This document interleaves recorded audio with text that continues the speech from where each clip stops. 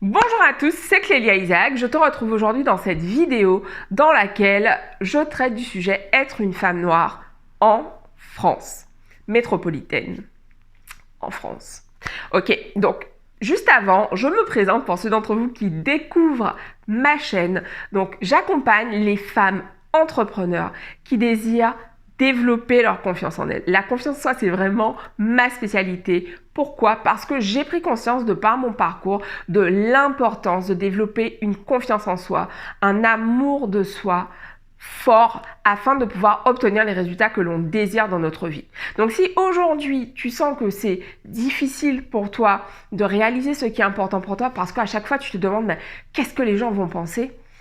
Il se peut que tu aies justement besoin de travailler sur ta confiance en toi. Et c'est exactement ce que je propose aux femmes qui se font accompagner par moi, que ce soit à travers mes sessions de coaching en privé, que ce soit à travers les groupes que j'accompagne ou encore au sein des programmes que je mets à ta disposition pour pouvoir vraiment travailler sur ta confiance en toi. La première étape que tu peux prendre dès aujourd'hui pour développer ta confiance en toi, c'est télécharger le guide des 10 mantras que j'ai mis en description afin de te permettre de développer cette confiance en toi. La confiance en toi, c'est comme un muscle, tu vois. Au fur et à mesure, au fur et à mesure que tu vas la travailler, elle va se développer. Donc vraiment, commence dès maintenant avec ce guide. Ok, donc ce sujet, être une femme noire en France. J'irai à ce qui me semble être l'essentiel aujourd'hui dans cette vidéo finalement, puisque on est bien d'accord que ce sujet ne se traite pas en moins de 10 minutes. Mais j'avais envie de te partager finalement mon ressenti. Être une femme noire en France, je trouve ça parfois difficile. Difficile pourquoi ? Parce qu'en fait, j'ai l'impression de devoir toujours en faire plus que les autres. D'ailleurs, c'est quelque chose qu'on m'a répété depuis mon enfance. Clélia, tu sais que tu vas devoir en faire plus que les autres. Tu vas devoir travailler plus que les autres. Ce sont des choses que les parents noirs répètent tout le temps à leurs enfants. Pourquoi? Moi, j'ai cette chance. En tout cas, je m'appelle Clélia Isaac. Quand j'envoie mon CV, on se dit, elle est blanche, elle est peut-être juive, mais à aucun moment on ne se dit, c'est une femme noire. Sauf quand je mets ma photo, évidemment. Et du coup, il m'est arrivé, en me présentant à des entretiens d'embauche, d'avoir ce mouvement de recul, genre, bonjour Clélia Isaac. Clélia Isaac? Oui, c'est moi-même. Ou encore d'avoir des recruteurs qui me disaient mais que le poste n'était plus à pourvoir.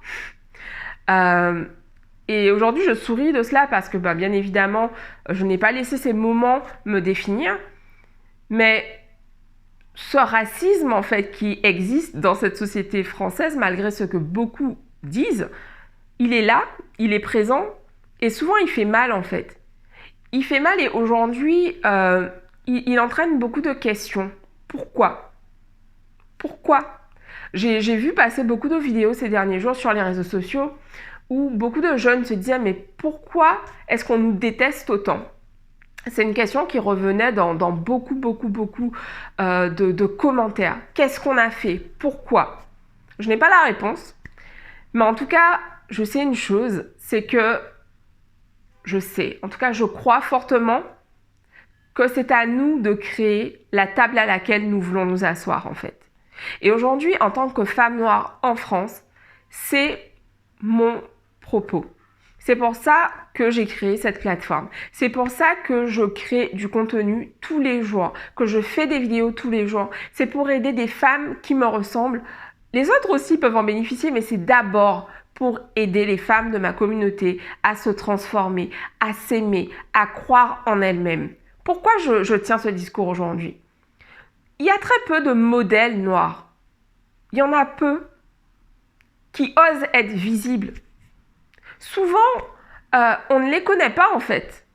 Parce que finalement, quand on ouvre la télé, quand on allume la télé, le créolisme, quand on allume la télé, en fait, voilà, si tu habites comme moi en France métropolitaine, à la télé, nous sommes peu représentés. Et finalement, ce que certains voient comme voilà, une fatalité ou peut-être une occasion de demander, faites-nous de la place. Moi, je me dis, mais créons nos places, en fait. Créons nos systèmes et soutenons-les, en fait. Soutenons les entrepreneurs qui créent des business noirs. Et je tiens ce discours aujourd'hui, mais c'est vraiment quelque chose, c'est une réflexion que je mûris depuis de nombreuses années, finalement. Et je ressens vraiment aujourd'hui ce besoin de partager cela. Parce qu'en fait, en soutenant le business de quelqu'un de notre communauté, qu'est-ce qui se passe en fait? On augmente le pouvoir économique de notre communauté. Et qu'est-ce qui se passe ensuite? On peut se faire entendre. En Guadeloupe, depuis que j'ai grandi en Guadeloupe et de tout le temps pendant mon enfance, il y a toujours eu des problèmes d'eau. J'ai l'impression que c'est de pire en pire. Aujourd'hui, on est en 2020 en Guadeloupe. Les gens n'ont pas d'eau dans leur robinet. Ça fait 30 ans, plus de 30 ans que ça dure. Il n'y a pas d'eau. Il n'y a pas d'eau. Voilà. Il n'y a pas d'eau. Est-ce que vous pensez qu'à Paris, il n'y aurait pas eu d'eau pendant 30 ans et personne n'aurait rien fait? Est-ce que vous le croyez? Depuis que je suis en France, ça fait un moment que j'ai quitté la Guadeloupe, je n'ai jamais eu une seule coupure d'eau à Paris. Jamais. Jamais. Je n'ai jamais vu ça. Jamais. Pourtant, en Guadeloupe, on veut nous faire croire que c'est comme ça. Voilà. Ça fait plus de 30 ans que ça dure. Et finalement, quand je me rends en Guadeloupe, je me rends compte de plus en plus de toutes ces inégalités, en fait, qui me révoltent, qui me débectent. C'est vraiment le mot qui me vient. Et qui engendre chez moi beaucoup de frustration, beaucoup d'incompréhension, ce sentiment vraiment d'injustice, en fait, de colère. Et j'ai envie, en fait, de transformer cela en quelque chose de positif. Parce que, oui, je suis choquée quand je vois qu'en Guadeloupe, en Martinique, à La Réunion, en Guyane, quand des jeunes rentrent, des jeunes ou des moins jeunes d'ailleurs, quand des Guadeloupéens, des Martiniquais, des Réunionnais, des Guyanais noirs rentrent, soit ils ont des difficultés à trouver du travail, ou ils trouvent du travail mais sous-payés. Ils sont obligés d'accepter d'être moins bien payés pour avoir le même poste, pour avoir un poste. À poste égal, donc là je vais parler de la Guadeloupe, de ce que je connais, à poste égal,